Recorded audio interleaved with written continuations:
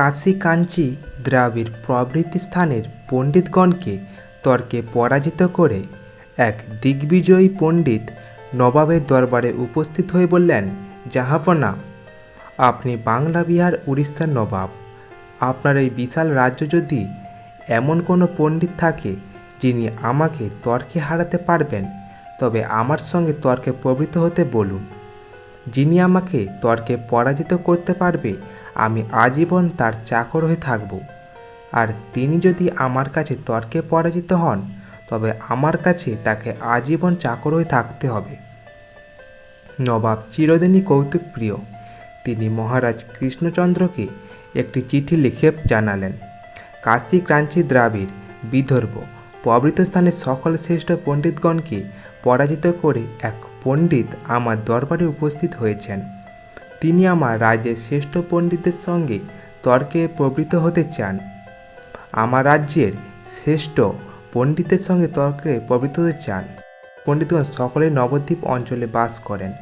অতএব আপনি অবিলম্বে একজন শ্রেষ্ঠ পণ্ডিত পাঠিয়ে আমার মুখ রক্ষা করুন।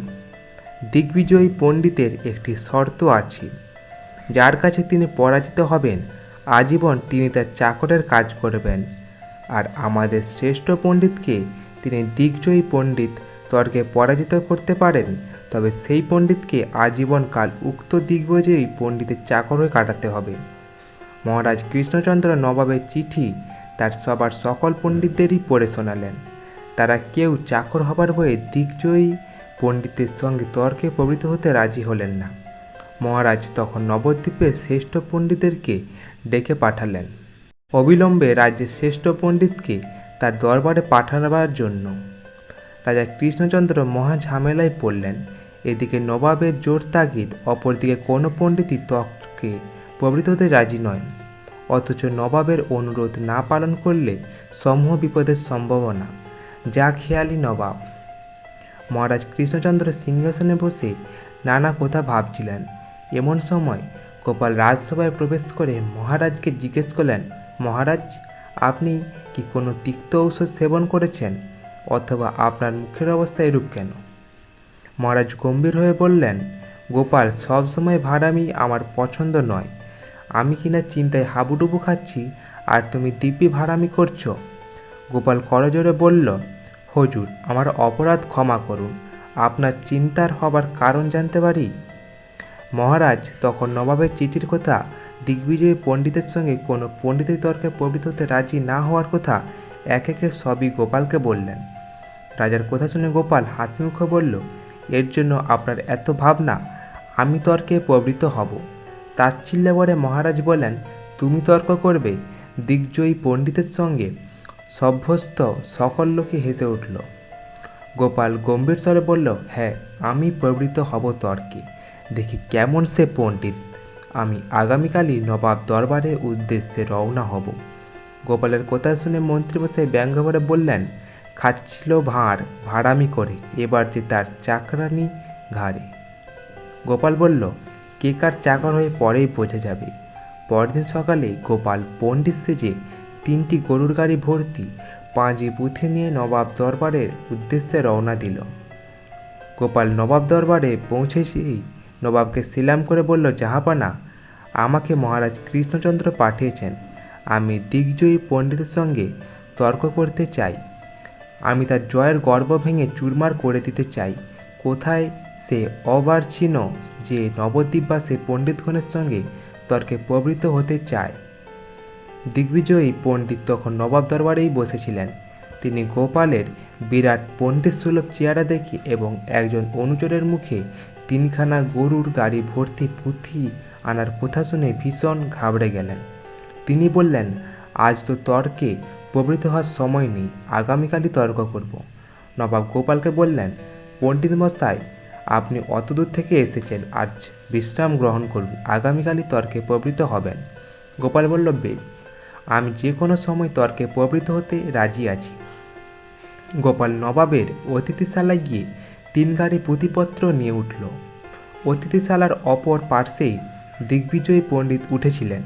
তিনি সেদিনের সন্ধ্যাবেলা তার একজন অনুচরকে গোপালের পাণ্ডিত্যের বহর জানাবার জন্য পাঠালেন।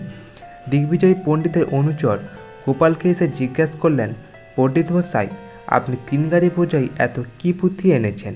গোপাল বলল, জ্ঞান ভাণ্ডারের কি শেষ আছে বস্ত? এতে অনেক পুঁথি আছে, আর এমন সব পুঁথি আছে যে দিগ্বিজয়ী পণ্ডিত সে সকল পুঁথির নামই শোনেননি। কয়েকখানা নাম বলুন তো।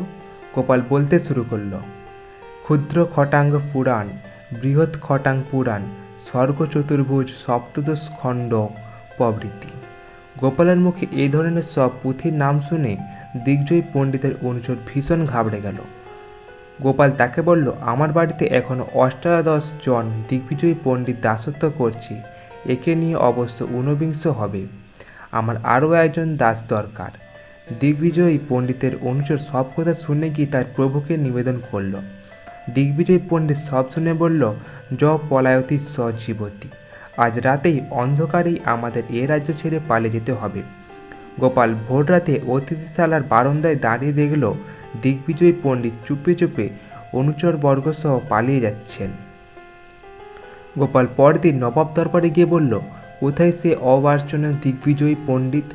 নবাব দিগ্বিজয়ী পণ্ডিতকে অতিথিশালা থেকে ডেকে আনার জন্য লোক পাঠালেন। তারা ফিরে এসে বলল, দিগ্বিজয়ী পণ্ডিত রাতারাতি পালিয়ে গেছে, কোথাও তার টিকিটিও খুঁজে পাওয়া যাচ্ছে না। গোপাল বলল, হুজুর, সে আমার নাম শুনেই আর তর্ক করতে সাহস পেল না। নবাব সন্তুষ্ট হয়ে গোপালকে 2000 আশরি পুরস্কার দিয়ে বললেন, আপনার মতো পণ্ডিত যে কষ্ট করে নবাব দরবারে এসেছেন তাতেই নবাব দরবার ধন্য হয়ে গেছে। নবাব গোপালের মারফত রাজা কৃষ্ণচন্দ্রের কাছে একখানা চিঠি দিয়ে জানালেন, মহারাজ কৃষ্ণচন্দ্র, আমি আপনার প্রতি খুব সন্তুষ্ট। আপনি এমনই একজন পণ্ডিত পাঠিয়েছেন যার সঙ্গে তর্কে প্রবৃত্ত হতে ভয় পেয়ে স্বয়ং দিগ্বিজয়ী পণ্ডিত রাতারাতি সঙ্গভঙ্গ নিয়ে পালিয়ে গেছেন। গোপাল নাচতে নাচতে নবাবের চিঠি সহ কৃষ্ণনগরের রাজবাড়িতে গিয়ে পৌঁছল। নবাবের চিঠি পড়ে রাজা কৃষ্ণচন্দ্র অবাক হয়ে গেলেন। গোপালের মুখে আনুপূর্বিক সকল কথা শুনে মহারাজ কৃষ্ণচন্দ্র হাসতে হাসতে গড়িয়ে পড়লেন। তো এই ছিল আজকের গল্প। গল্পটি ভালো লাগলে অবশ্যই চ্যানেলটিকে সাবস্ক্রাইব করে দেবেন এরকম আরও কিছু গল্প পাওয়ার জন্য।